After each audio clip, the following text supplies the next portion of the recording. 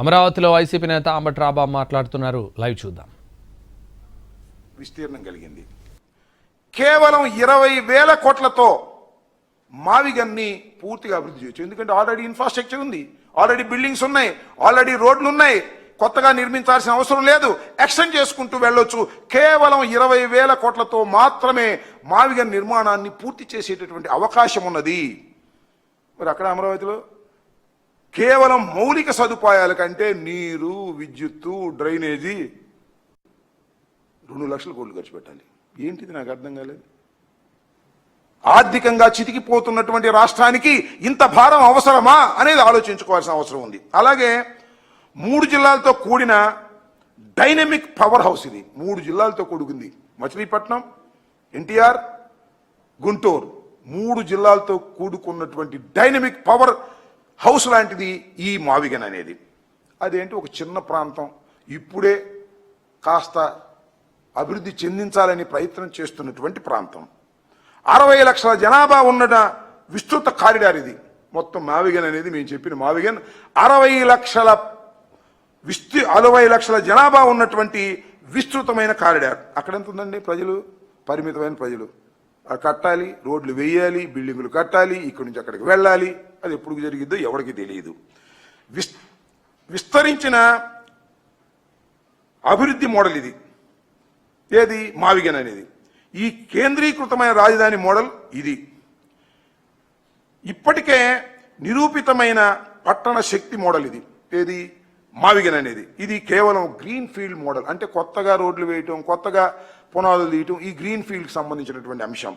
అలాగే తక్కువ రిస్క్తో రెడీగా ఉన్న అభివృద్ధి ఎకో సిస్టమ్. ఈ మావిగన్ అనేది 3 చెప్పిన దానిలో తక్కువ రిస్క్, ఎక్కువ రిస్కే లేదు. ఆల్రెడీ ఇన్ఫ్రాస్ట్రక్చర్ రెడీ అయి ఉంది, ఎకో సిస్టమ్ రెడీ అయి ఉంది. ఇక్కడేంటి? ఖరీదైన రిస్క్ ప్రాజెక్ట్ 2 లక్షల కోట్లు పెడితే ఏమైందో తెలియదు. నాకు మళ్ళా గుర్తొస్తుంది ఆ రామచంద్రయ్య గారు చెప్పింది. ఈ దేశం అనేది ప్రపంచంలో ఎక్కడా కూడా పట్టణంలో నీళ్లు తోడి నదిలో పోసిన సందర్భాలు లేవంట. ఇది ఒక్కటే అమరావతిలోనే.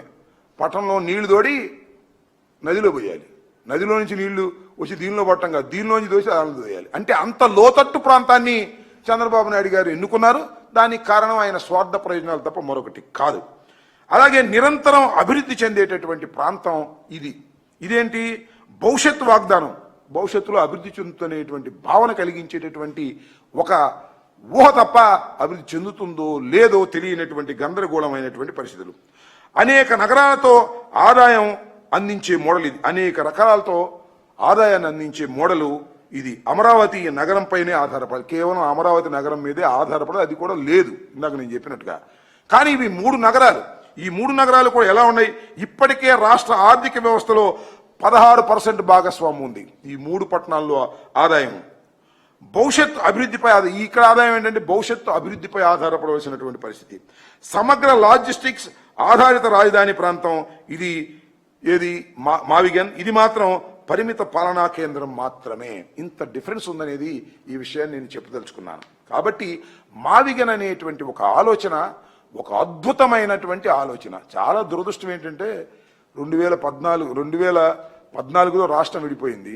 ఇప్పటి వరకు పరిపూర్ణమైన రాజధాని లేనటువంటి దౌర్భాగ్యమైన పరిస్థితికి ఆంధ్ర రాష్ట్రం వచ్చిందంటే దానికి 100% కారణం చంద్రబాబు నాయుడు గారి తప్పిదాలు. ఆయన ఏదో చాలా పరిపాలనాధ్యక్షుడని ఆయన ఎన్నుకుంటే ఆయన అమరావతి లాంటి గ్రీన్ ఫీల్డ్ మోడల్ని తీసుకురావాలని తాపత్రయపడి పెట్టి ఫెయిల్ అయిపోతున్నటువంటి సందర్భం.